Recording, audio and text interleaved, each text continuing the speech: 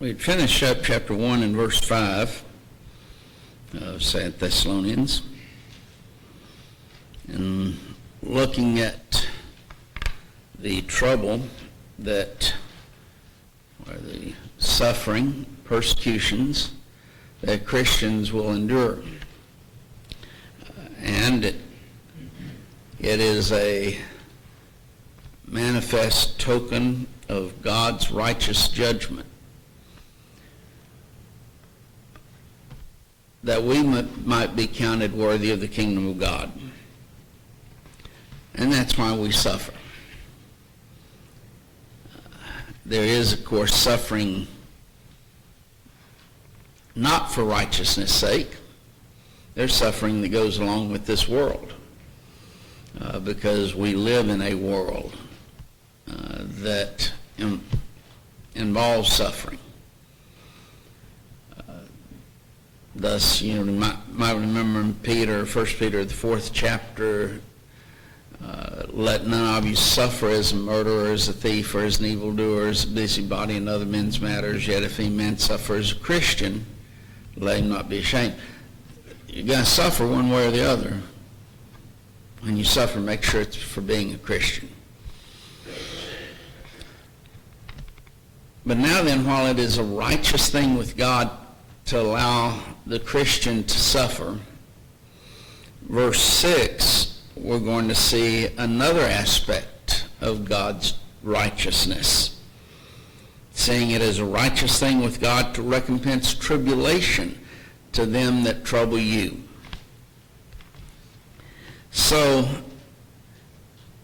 from God's standpoint, it is not only just right for him to allow Christians to suffer. Now then, he turns it around and says, those who are causing you to suffer, it's right with God, it is a just thing with God to repay affliction with the affliction that they are causing the Christian.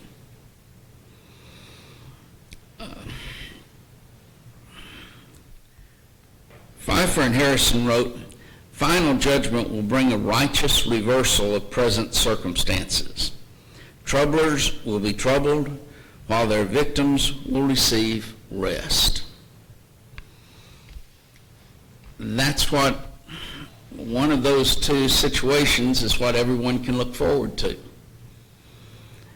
We either receive the rest or we receive affliction at that time.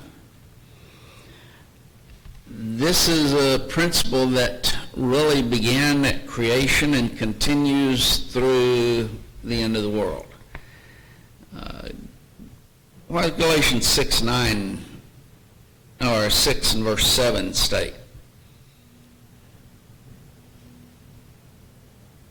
Be not deceived, God is not mocked, for whatsoever a man soweth, that shall he also reap. Okay, principle of sowing and reaping. While you sow, that's why you're going to reap. We see that here. If you sow affliction to those who are righteous, you're going to reap affliction. The righteous will receive rest.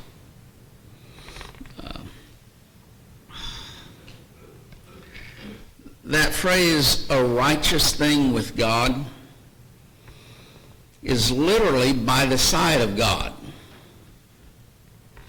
If you have that little cheat sheet of not the verbs but the prepositions, with the circle and all of those prepositions, this is a preposition para, and it means by the side of.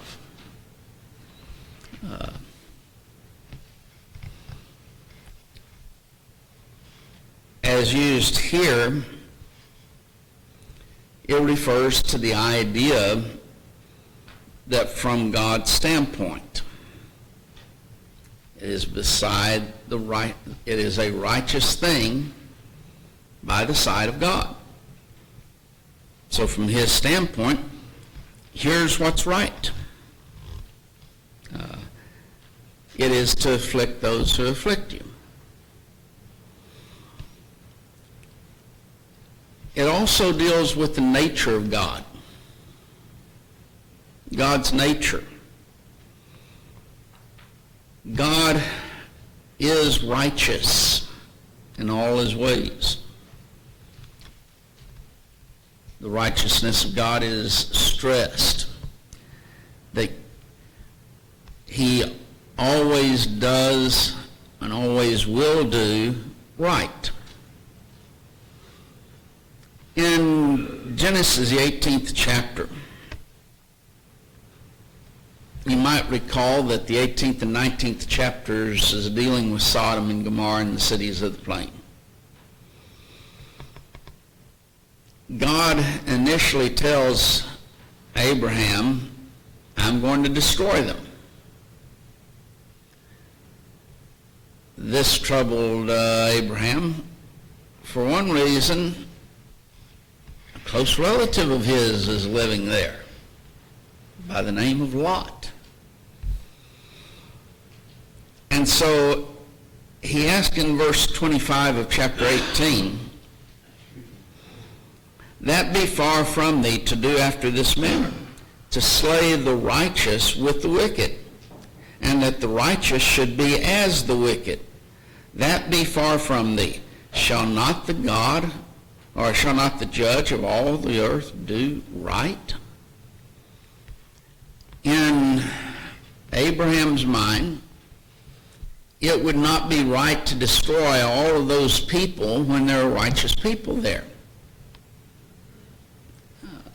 So, are you going to do what's right?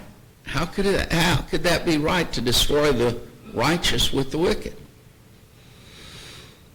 Now then, we know from our knowledge what all happened. He asked God, well, if there's 50 righteous, will you spare the cities? And 45 and 40, 30, 20, 10. They can't find that many. But even then, God did right. How?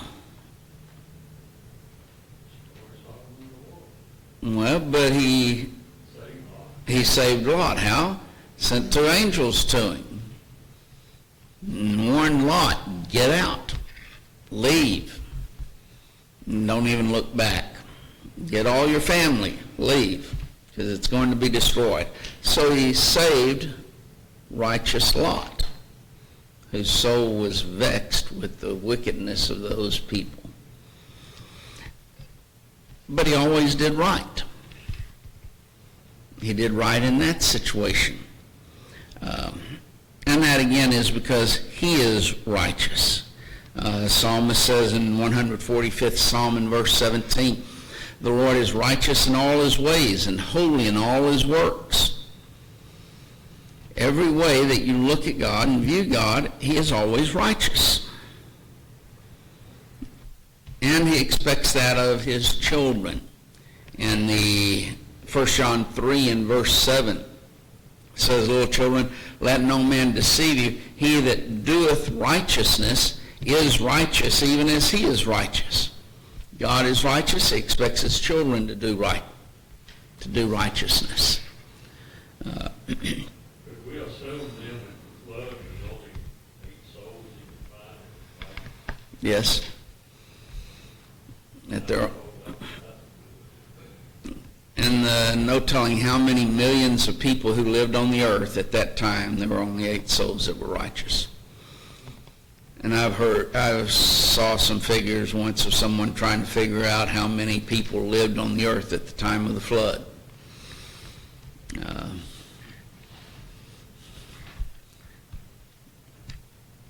Would have been quite a few people. Millions, yes, easily in the millions. Could you just consider the number of children and the multiplying of those children, And the number of years they lived? and the number of years that they lived, the number of years between Adam and Eve and flood? I wonder how long it would be before the women couldn't bear children at that point in time, till whether they were 100 or 200, hard to say. Don't know. No. Let's see, wasn't Noah's, his children in the 500th year of Noah, when he had children? So, if that was the case for the man, wouldn't the woman be similar? There's a speculation that's going on there, but it would be reasonable. Okay, John? You said age out of millions. Yes. What about the children? What about the children? Did they included in this age? They would not have been included in the 8. They would have died with their parents. Because they weren't righteous enough? It's not that the children were not, they were in a, Their parents were. their parents were, and they are suffering the consequences of their parents' actions. We see that today. Not really unfair. If you want to look at it from one standpoint, I guess you could say that, but from another standpoint, those babies and small children who have not reached the age of accountability, what would they be in regards to their salvation eternally? They would be saved. If they had grown up, what would their condition be? They'd be lost. So they were at a big advantage over their parents.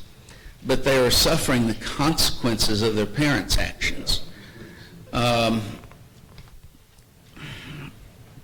To just expound on this a little bit, in the first century, the gospel went into the whole world, right? We're told that in Romans the 10th chapter and in Colossians the 1st chapter, that it was preached to every creature under heaven. Yet there are places today, maybe not today as much, but there's areas and countries where the gospel is not known at all. Now why? Do those kids growing up in that condition have any chance? Not really. Why? The gospel was at one time preached to those people. They rejected it. And through their total rejection, year after year, the gospel became unknown to them. What if you were never taught the gospel? They were. That people In were. that situation they were. The gospel went to every creature under heaven. So everyone became responsible. That's one aspect of it. Now then, you take, even today, have Bibles galore. You take a child and he's born to two radical atheists. What's he going to grow up to be? An atheist. Under just about every circumstance. What if he changes his ways? Well, he can. He's a Christian, There's that possibility. But in reality, like me. like you, but the reality is he's going to be taught in such a way that he will never obey the gospel. And that happens time and time and time again. That's why the majority of the world is lost. They're taught that way. They grow up that way, and they're taught. Well, God does punish the adults, and sometimes the children who are innocent suffer as a result of that punishment. And in that situation, while the children would have died in the flood, the children would have been saved. The parents were lost. But if they had grown up in that culture where every imagination of man's thought was only evil continually, they would have grown up to be evil.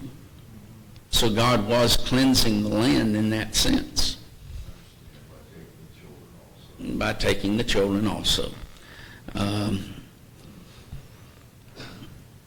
But it, Look at people that are raised that are Democrats or Republicans. let's not get into that. We'll just skip that part. I heard that. Well, God The- sent in Israelites, the Kurds, and they were supposed to go into Canaan and kill everybody. The Amalekites, for example, Killing everybody. not even the animals. But the Amalekites, you don't spare any of the people, you don't spare any of the animals. It's like a disease, and God is cleansing it. But from another, to just approach it from another aspect, that individual, as he grows, he has a responsibility to seek after God. God has revealed himself in nature. Like me, I was shown the Bible when I was a child, and it was my responsibility to see it. Well, even if someone is not shown the Bible, we can look at nature and we know God exists if we reason correctly concerning those things. Then we have the responsibility to seek after him, to find his. If there is a God, he has revealed himself to us, and I need to find out what I need to do to please him. And so we search until we find that way. There's something in man when he's born, the phrase of being. You go all the way back, even though there's people out in Africa that never heard of God, They still worship something. something They're going to worship something. And that is because God has placed within man that need to worship. Now then, the question then comes, what are we to worship? Well, God has left us evidence of himself. I'm to worship that being, that one who created this world. So he always does right, though. He deals with, and this is another aspect, but he always deals with accountable human beings. They are accountable for what their actions are. A baby's not. A baby might suffer as a result of what their parents did. But we see that all the time.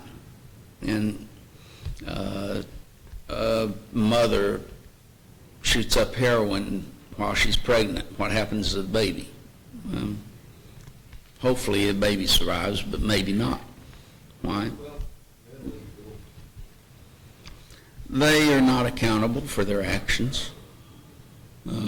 We recognize that even in the law today, that someone can be held mentally ill, and because of that mental illness, they're not accountable for what they've done. Okay, Dale? Okay, I had a guy I read about evolution versus creation deal, big book, and he proved that the knife had polonium 218 radioactives in them, and it proved that Big Bang couldn't be true, that the Earth could never have molten, and the ACLU tried to destroy it, but he refuted evolutionism, slam dunked it, proved it irrefutably, and they tried to destroy him and everything he did. They never refuted any of his arguments. And so they got the proof that they know that their systems are packed a lie. They know it.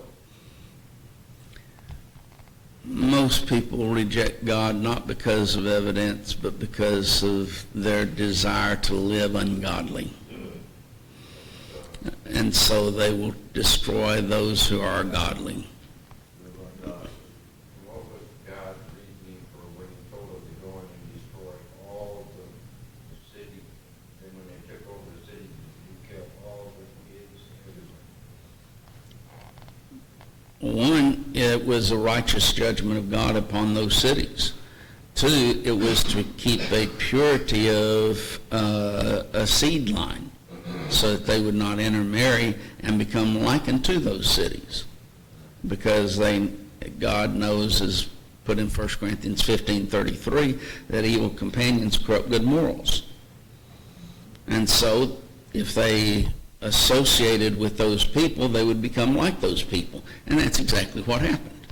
Fear of revenge from the children when they were raised up, take revenge out of their parents. That might be a part of it as well. Okay, Dave. I forgot to mention one key thing. When you apply heat to one of those things, they vaporize within 2 or 3 minutes.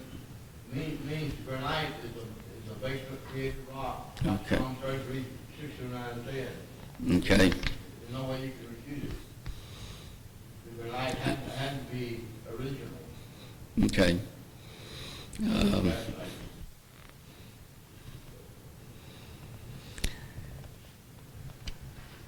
But the day is going to come, getting back to what Paul writes here, in which we'll see God's righteousness in relationship to those who cause the Christian affliction. Raymond Kelsey wrote, "The day of judgment will be a time when it will be seen that God is righteous. His righteous judgment will be revealed." He mentions Romans 2 and verse 5.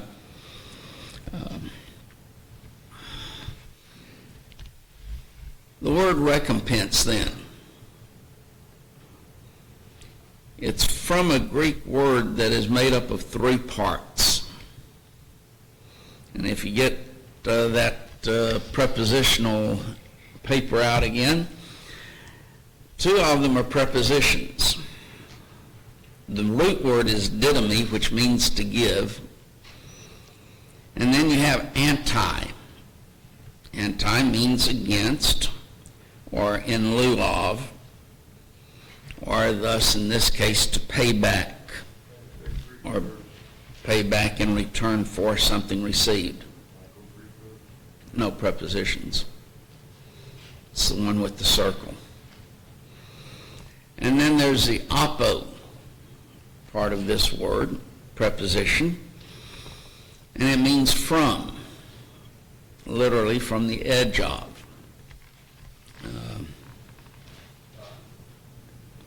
Vine makes the point that the anti expresses the idea of complete return, a complete return of what you've done. It is to give a complete return. Yeah, that one. So,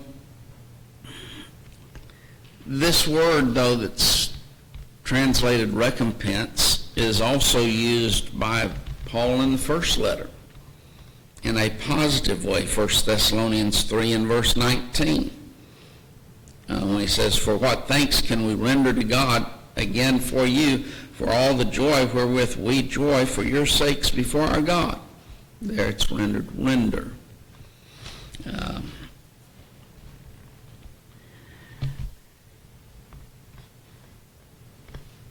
God is the one who will render thus, who will repay in full, total, complete repayment.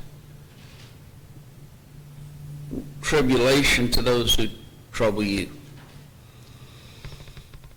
During our meeting, Brother Moses mentioned you got me doing it now, the annihilationists who basically say poof, as far as when you die you go poof and that's the end of your existence. The first question we might face is, why is that and how is that a retribution from God's righteous judgment upon the affliction that they have caused Christians, for them just to poof and they cease, they don't exist? It's not. Now then, I was reading from another individual, and he didn't hold just the minute you die, you go poof, and that's the end of it.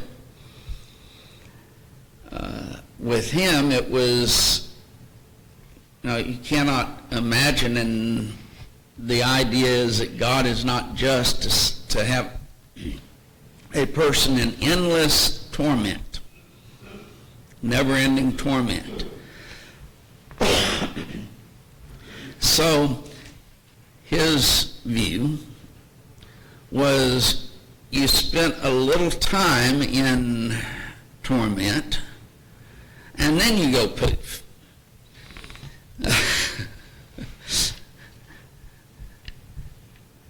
My immediate thought was that's just a form of the old Catholic, limbo for the babies and purgatory for the adults. No. But in both cases, it's still annihilation. And again, the question is, how is that a right thing with God to recompense tribulation to them that trouble you? How could their just going out of existence be any tribulation for all of the tribulation that they've caused? Well, when they go to murder somebody, don't they put that person in eternity? They're putting that person in eternity. So theirs ought to be the same. Suffer for eternity. They put them. That's only right. The problem is, and this is what a lot of atheists will do, or agnostics, because they cannot fathom that God would put someone into an eternity of torment. And they say that they just couldn't worship a God that would do such. Well, it's an excuse, but that is an argument that is made by the philosophers, by people today. The basic problem with that is that I have put my standard of right and wrong on God. God is always right. I'm saying then God is not right, because my standard is better than God's. My standard is higher than God's, is basically the argument that they are making, and it's wrong. The creature cannot say to the Creator, "You're wrong. Why did you make me this way?" and such.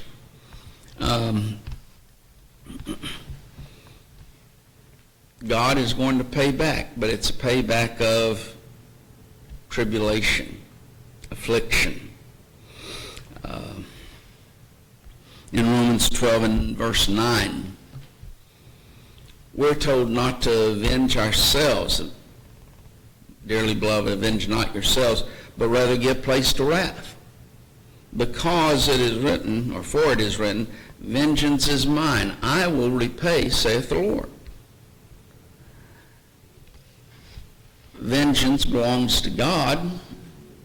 And again, if it just the person going poof and out of existence, what vengeance is that? What repay is that? How is that sowing and reaping? You sowed affliction, you sowed trouble, you sowed persecution, and you're going to reap going out of existence. No. You're going to reap that same type of affliction that you have caused the righteous. And so God will repay. As a result, when we think this way, we can do good to that individual who is evil, who's persecuting us. And then what Jesus taught in Matthew the 5th chapter, for example, in verse 44 through 48, when he says, "But I say unto you, love your enemies, bless them that curse you, do good to them that hate you, and pray for them that despitefully use you and persecute you, that ye may be children of your Father which is in heaven. For he maketh the sun to rise on the evil and on the good, and sendeth rain on the just and on the unjust. For if you love them which love you, what reward have you? Do not even the publicans the same? And if ye salute your brethren only, what do ye more than others? Do not even the publicans so? Be ye therefore perfect, even as your Father which is in heaven is perfect." The idea of perfect in the context that it's given there is you do good to those who hate you. Now, and that's what God does. That's what God did in the sending of his Son to die upon the cross. For who? For those who are sinners. Those who are not even his friends. And so, be like unto God in that sense. Again, in Romans the 12th chapter, in verses 19 through 21, it says, "Dearly beloved, revenge not yourselves, but rather give place to wrath, for it is written, Vengeance is mine, I will repay, saith the Lord. Therefore, if thine enemy hunger, feed him. If he thirst, give him drink. For in so doing thou shalt heap coals of fire on his head. Be not overcome of evil, but overcome evil with good." Now again, the context of that statement of "be not overcome of evil" is to allow their persecution and their evil to cause you to return evil for what they're doing. Just remember, God's going to be the one who repays, and his repayment will be just. So you do good to them and overcome their evil with your good. All these movies, these things of revenge, seeming like a real man will take revenge.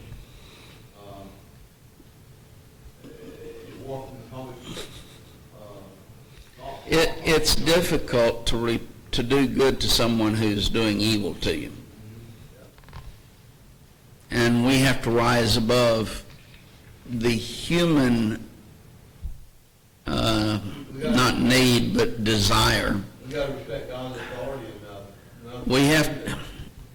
We have to overcome their evil and the desire that we would have to return that evil with evil, to get them back, to do something evil to them, and allow God's nature to take control so that we do good to them instead, and allow God to take care of it, the judgment. So if you survive burglarization of your house, and then later you know where that person is that hurt your family, you don't have the authority to go seek him out and kill him to take revenge. So that would be placing yourself above God's authority. Would it not? You would not have the right to seek out revenge. Exactly. You allow the government to do it. Go to the police, say, "There's where he is, that's what he did," and let the government take care of it in that situation.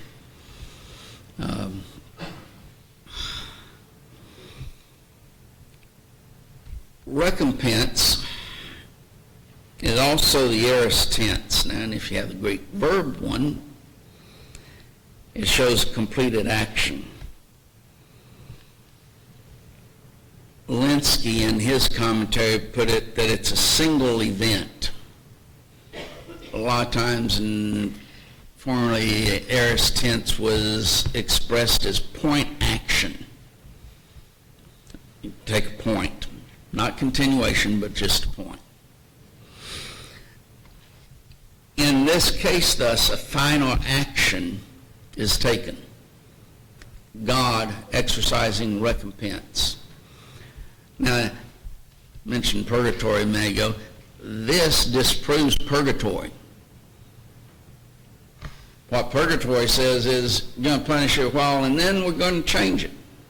And you know, after enough prayers and enough money has been given to the Catholic Church, you'll get out of purgatory, supposedly. This is a completed action. Once that recompense begins, that's the end of it. Continues on, the recompense or that punishment, but the recompense of tribulation, completed action, doesn't change. Tribulation here. I've mentioned this Greek word, thalipsis. Paul used it in the first letter. And if you remember, it means a pressure. I mentioned, I think at one of the times that we were talking about this word, a pressure headache. It just seems to be a pressure on your head that causes a headache. If you have never had one, you're fortunate. But it is a pressure that is upon you, that there's a pressure that's being applied. Our friend Spiro, how's that last name? Zodiotis, defined it as to crush, to press, compress, squeeze, to break, and tribulation, trouble, affliction. God is going to cause a pressure, a crushing in regards to those who have pressured us. The word tribulation is the noun form. Trouble, at the last part of the verse, to them that trouble you, is a verb. There's the action. The noun is, what's the noun? Person, place, or thing. They are the ones who cause pressure. What are they doing? They're pressuring those who are, there's the action. The people and the action. Well, people with all the Inquisition in the Catholic Church, they pressured people to start confessions out of them, torture them to death. God considered it a righteous means to repay them back for all that torture they exhibited and meted out. Well, that would be true in regards to those at that time. There's also those today who ridicule those who are Christians. What is that? That's a pressure just to cause one to reject the gospel and to join in with the crowd, be the same as they are. So it doesn't matter what type of pressure that they are applying, they're going to be repaid with an eternal torment.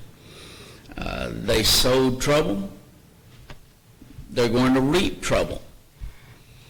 They're paid back in kind, and that's that principle of sowing and reaping that we began with in Galatians 6, 7, and 8.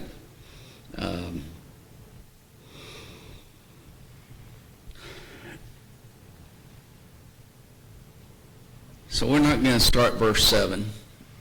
Start planning on getting into it, but we will start there next time. Also say that when you die, you're going to be in indestructible body, or We will be given an immortal body, one that does not corrupt or decay, that's fit for the eternal world.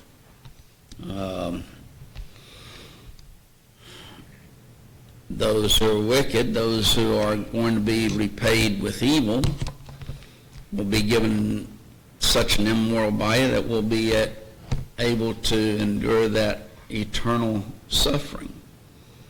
Whereas the righteous will be given an immortal body that will be able to endure being with God and the joys of that reward. So yes, those bodies that when Christ comes again will be raised, and in that resurrection, bodily resurrection, their bodies will be given an incorruptible body, and they will join with their spirits. Those who are alive when Christ comes, they will be changed in a moment, in a twinkling of an eye, at the last trump, it says in 1 Corinthians 15. That change will be from corruptible to incorruptible, from mortal to immortality. And thus, again, those who are wicked, an incorruptible body that cannot be destroyed, that will be tormented throughout eternity. The righteous, an immortal and incorruptible body that will be able to be with God throughout all eternity. So that's the two conditions of eternity. And we need to live so as to make sure that we are able to be with God throughout that eternity. Okay, next week we'll start in verse 7.